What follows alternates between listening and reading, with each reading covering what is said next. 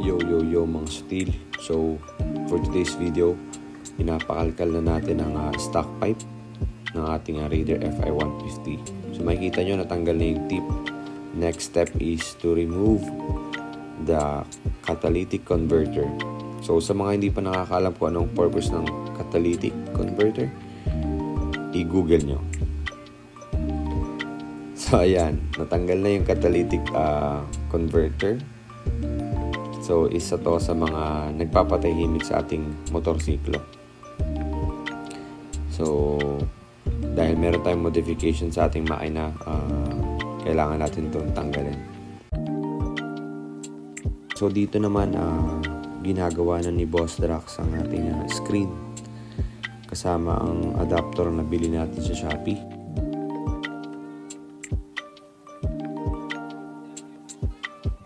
So yung adapter na nabili ko dito is 51 to 60 mm para fit siya sa ating DCA elbow.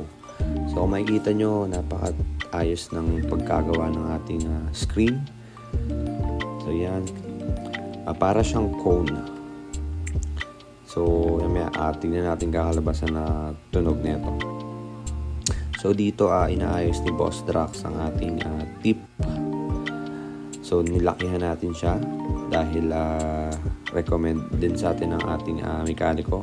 Gawin nating 30 plus mm ang ating tip. So dito naman gumagawa ng ating Boss Drax ng pinakang tip ng ating tambucho. So stainless yan. Bale, ginamit namin is 38 mm. So yan, medyo kina-curve niya dahil yung ang tip ng ating stock pipe is medyo para siyang may konting liko or elbow. So yan, nililinis ni Boss Drax para hindi makasugat habang ginagawa niya. Yan, tinetest niya na ang ating screen. So yan, na-test fit niya na yung screen. Okay na yan. Bali, pinasok niya dyan yung ating adapter para mas ma-secured or hindi gumagalo yung ating screen. So yung screen nga pala is naka-weld dun sa ating adapter.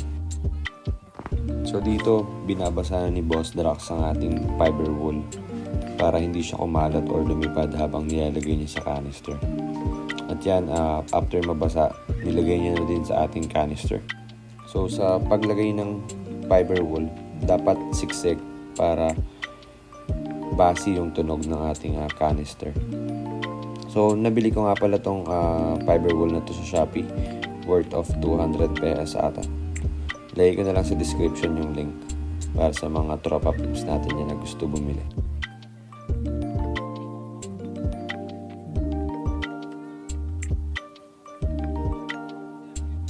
Yan, naubos nga pala namin yung fiber wool na nabili ko sa Shopee. Bali, 2 balot yan. Ayun, natapos nang lagyan ng fiber wool ang ating canister.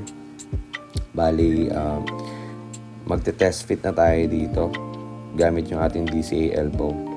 Nga pala, nagputol kami dito ng konti sa elbow dahil masyado siyang mahaba.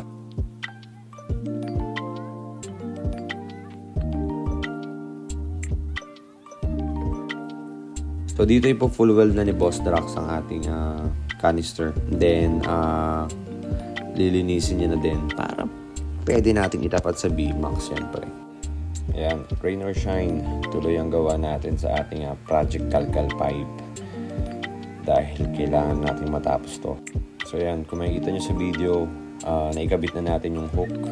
Ito yung lagayan ng spring natin dahil plug and play itong ating canister. So nabili ko rin yun sa Shopee, worth of 60 pesos ata kasama yung spring. Ito na, tapos na ang ating project kalkal pipe.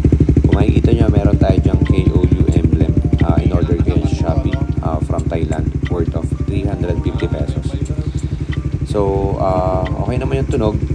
Bali, ang next task ko dito is i-repaint. So, abangan nyo yung next video guys. Yun lang. Maraming salamat.